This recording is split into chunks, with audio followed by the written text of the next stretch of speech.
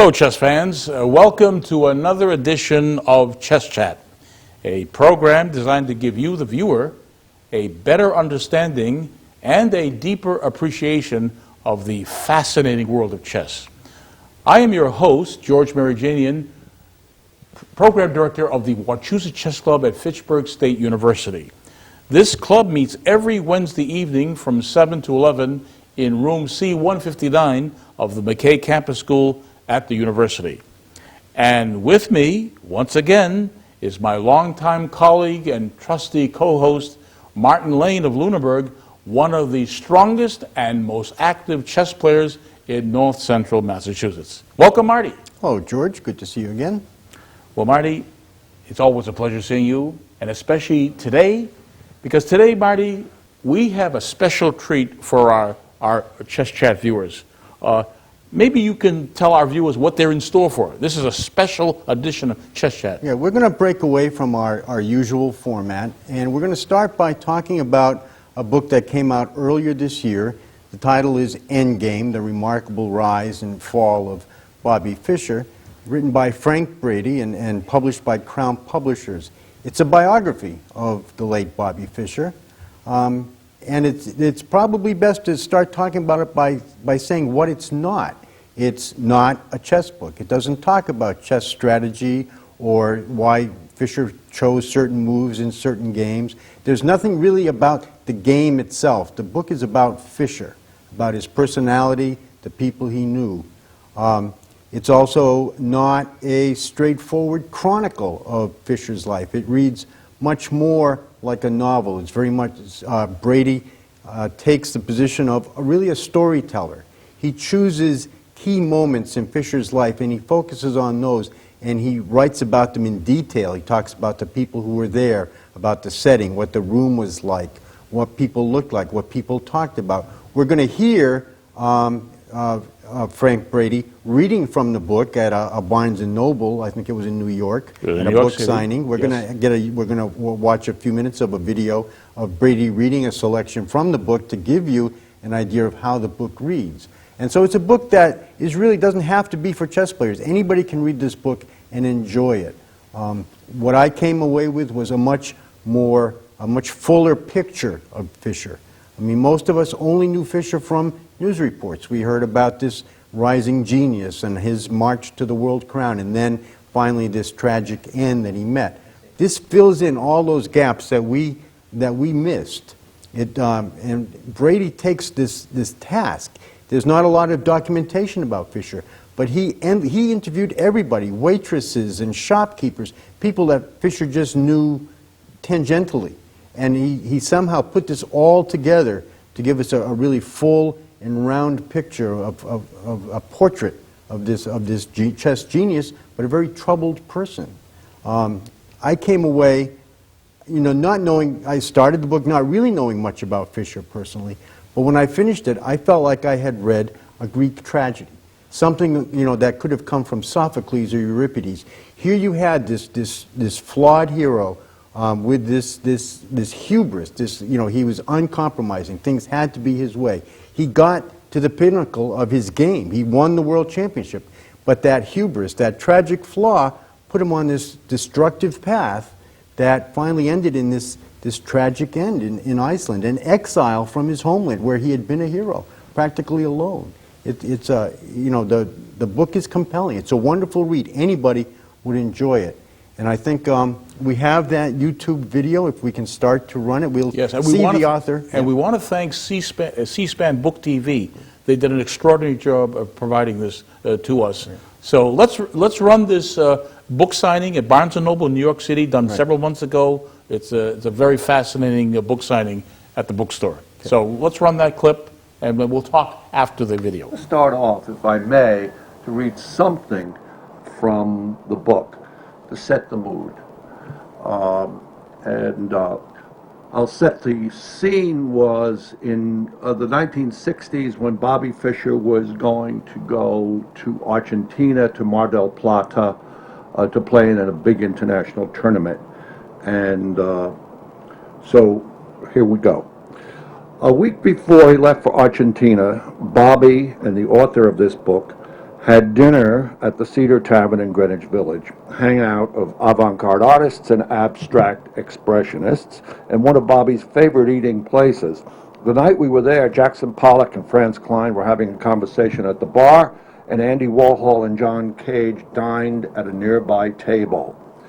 Not that Bobby noticed. He just liked the pub food the restaurant served. It was a shepherd's pie kind of place, and the anonymity that came from sitting among people who preferred gawking at art celebrities rather than taking note of chess prodigies. We slid into the third booth from the bar and ordered bottles of beer, Lowenbrau for Bobby, Heineken for me. The waitress didn't question Bobby's age, even though he had just turned 17 and wasn't legally old enough to drink in New York State.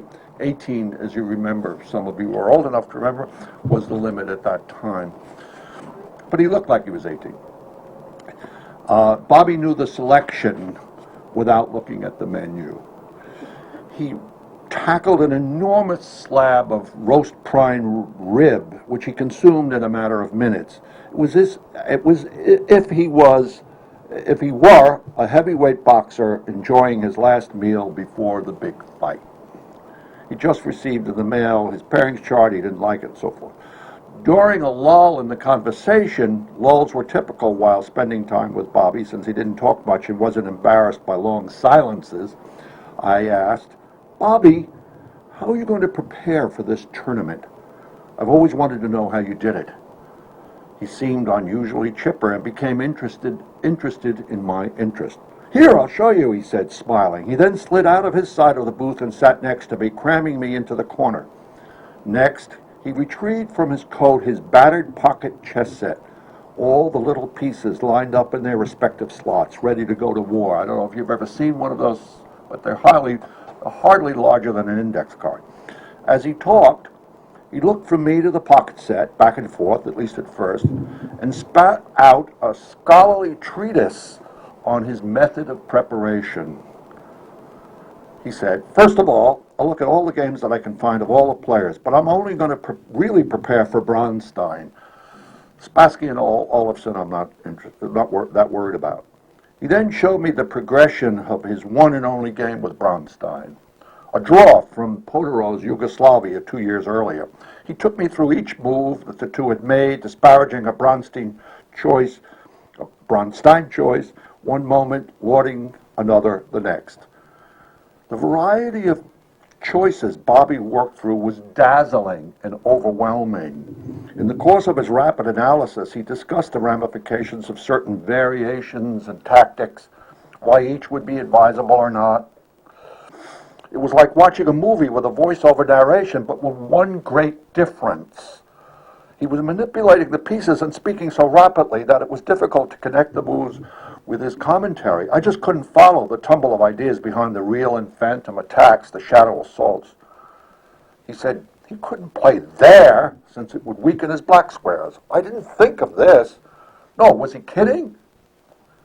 The slots on Bobby's pocket set were so worn and enlarged from thousands of games that the little half-inch pieces almost fell into the slots kinesthetically at his will.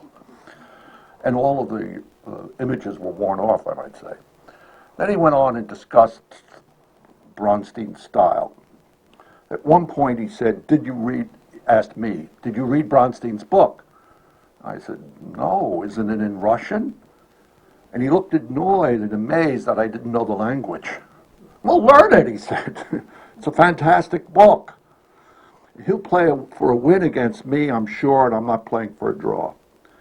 Resetting the pieces in seconds, again, almost without looking, he said, "He's hard to prepare for because he can play any kind of game, positional or tactical, or any kind of opening." He then began to show me from memory, game after game, it looked like dozens, focusing on the openings that Bronstein had played against Bobby's favorite variations. Multiple outcomes leaped from his mind. But he didn't just confine himself to Bronstein's efforts.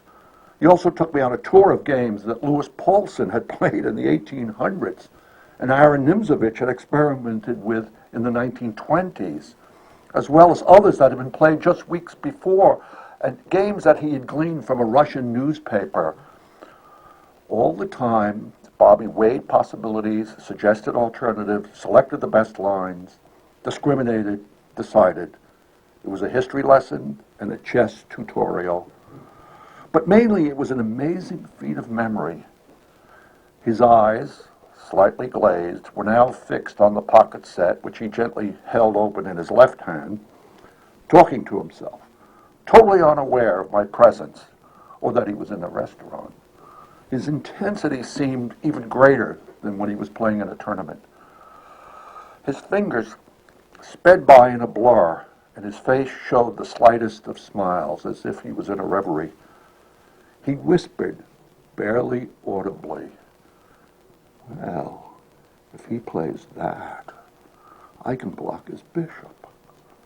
And then, raising his voice so loud that some of the customers stared, "He won't play that!" I began to weep quietly, aware that in that time-suspended moment, I was in the presence of genius. That was a video of Dr. Frank Brady, biographer of Bobby Fischer, done at a Barnes & Noble bookstore in New York City several months ago. Marty, you want to set the stage for what's to come now? Well, in preparing for this show, we had originally invited Dr. Brady to appear on the show, and he was very apologetic. We couldn't work out a scheduling time. But he did agree to a telephone interview, which I conducted back on May 27th, and I had a number of telephone conversations with him. He's very accessible, very friendly, and he's an interesting person all in his own right. He's a professor of journalism and communications at St. John's University in New York. He's been chairman of that department. He's an adjunct professor at Barnard College. He has several academic articles and so on to his credit. In addition, he's the president of the Marshall Chess Club, the historic chess club in New York. He's a strong player in his own right. He befriended Bobby. He's 74 now. He was about 9 years older than Fischer. Came to know Fischer as a 12 or 13-year-old. He talks about that in the interview that we're going to hear. He's a biographer. He's written biographies of Orson Welles, Barbra Streisand, Aristotle Onassis. He has all these different facets. He's an international arbiter. Maybe you can explain a little bit about what an international arbiter does. Well, he directs tournaments, international tournaments, yeah. I think actually we should go right to the interview. Okay. And while this interview is being presented, we're going to show a selection of photos, of Frank Brady and also Bobby Fischer during those younger years, and also the Fischer later years, at later years. So let's run the interview and show our viewers some photos as well. Yeah. Okay, let's run that phone interview right now that you did right after this book signing. How did you turn to biography from an academic background? Well, the first biography I wrote was of Bobby Fischer, and I wrote it quite honestly because I knew him, and I sort of predicted in my mind, although it was hard to convince people, that he was going to become world champion. I sort of sensed it. So when I went to a publisher and said to them, I'd like to write a biography of Bobby Fischer, the first question they said is, who's Bobby Fischer? The second question is, have you ever written a book before? And the answer was no. And the third question was, well, how do you know he's going to become world champion? And unfortunately, the only best answer I could give was, I just know. And so they said, well, write a chapter and do an outline, and we'll see whether you can write, and we'll see whether or not we like it, and then we'll issue a contract if indeed that's And this was the 1965 profile of a project? That's right. And so I did all of those things, and they gave me a tiny advance when they finally issued me the contract. And that began my, in a sense, writing career as a biographer. Okay, so let's go back then to Bobby Fischer. I think you were probably somewhere around the neighborhood of 10 years older than him, maybe a little bit more. Yeah. When did you, and you were born in, and I assume grew up in Brooklyn? I was born in Brooklyn. I grew up in Queens, actually. Queens, okay. Right on the border of Brooklyn. Do you remember, like, when did you first hear about maybe this young kid in Brooklyn, or did you hear a buzz about him, or did you just happen to see him somewhere? I mean, what's your very first, earliest memory of Bobby Fischer? Okay, I had started a chess club in Brooklyn called the Highland Park Chess Club, and we met at the Highland Park YMCA. And we started it. I was in my teens. We played tournaments and so forth. And someone told me that there was this young kid from Brooklyn who was really, very strong. And then I had a reception at the club at the end of the season for the Metropolitan Chess League so that they could be given awards. And I invited Grandmaster Arthur Biscayr to come and give a simultaneous exhibition. And we did that. And a man by the name of Carmine Nigro came to receive the award for Bobby Fischer, who wasn't coming that night. Bobby Fischer got the highest rating in the Metropolitan Chess League that year. And so I had heard of him, and I asked Nigro, well, what's the story? And he said, he's master strength. He's not a master yet, but he's master strength. That was the beginning. So you sort of heard the buzz, and then I heard about him, and then the first time that you actually saw him play, when you were in his presence. The first time I actually saw him play was at the New York Open, which was held on the Upper West Side of Manhattan. It was a tournament.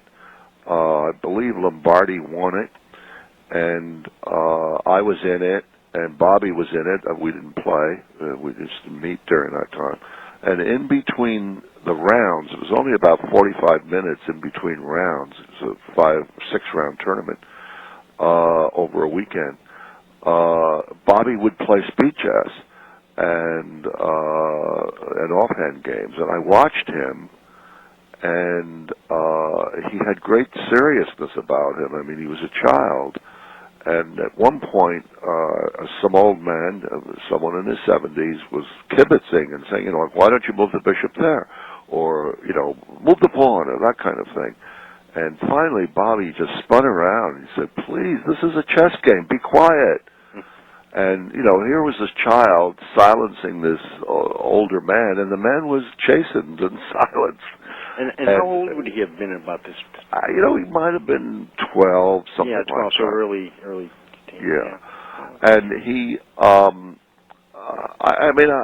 I said to myself, well, I've never seen a child be so serious about chess as he was. And in those days, I don't know why, but there just wasn't that many children playing chess anyway, so he was a novelty. Well, that brings up another point. You're one of the founding editors of Chess Life. You're an international arbiter. You've been active. You're the president of the Marshall Chess Club, which is probably the most famous club in the United States and one of the most famous in the world.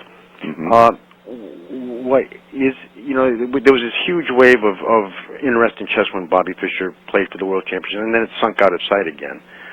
What would it take to raise interest in this country for chess? Or perhaps a different question is, why isn't it more? In some European countries and other countries, everybody knows about chess. They know who all top chess players are.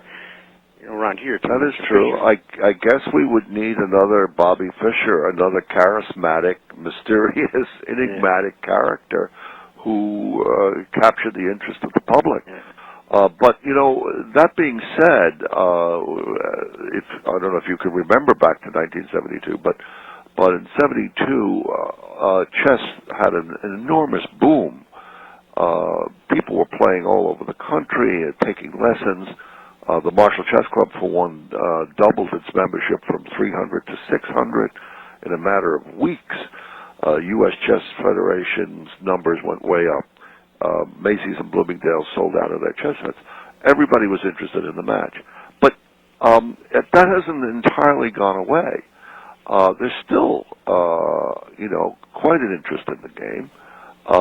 these scholastic tournaments and student tournaments attract thousands of children. Right. So there's still a residual, which I give Bobby Fischer benefit to. Right. You know, that indeed he actually built the game, but it's not like Europe. You're a strong player in your own right. You've been playing all your life. How did you? What's your earliest memory of chess? How did you get started? How did you get introduced to the game? Yeah. Well, like Bobby Fischer, he lived over a candy store. I lived over a candy store too. And my brother, who was 3 years older, bought a chess set. My brother was a math whiz, and in high school he was the president of the math club and so forth. He was a brilliant man, a child actually, a young adult. He bought a little wooden chess set. I don't know what he paid for it. He brought it upstairs and to where we lived, and he figured out the moves and how it was, and he taught me. And so I started playing, but I didn't have so much interest in it. And then I had a friend, my closest friend, my best friend, who also learned it from his father, and occasionally would play a game. But from 9 to about 14, it was sporadic. I wasn't studying the game. I never looked at a chess book. I just played whenever I had the opportunity. And then at 14, I was playing basketball, actually, being as tall as I am. And I walked past chess tables at Forest Park late one afternoon in Queens, and I saw a game. I was watching it, and then when that game finished, the opponent asked if I would like to play. And I said, fine, and he beat me game after game after game. Finally, he spotted me a queen, and he beat me game after game after game. And before long, it got dark. Started to get dark in the park, and I invited him home to my place and introduced him to my mother, and father, and we continued to play chess all through the night. And I didn't win a game. And the next day, we went back up to the park and continued playing without sleep. And I got hooked. I was determined that I would find a way to beat this guy. And we played all summer long. And toward the end of the summer, I finally got around to winning a game or two from him. And I became very interested. But it was about the age of 14.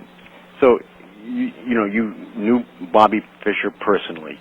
You've written about him. You by not only talking to him and researching his life, you've talked to people who knew him, and you know him or knew him better than anybody. You only as a biography can know. How when you saw him first of all reach his goal of becoming a world champion and then begin that decline, I mean, how did that make you feel? Well, when he won the World's Championship, and there I sat in Lagerstahl Hall when Dr. Max Erber, the president of FIDE, gave him the medal for World's Championship, I actually started crying for Bobby and for America and for chess. I thought it was a wonderful and great moment.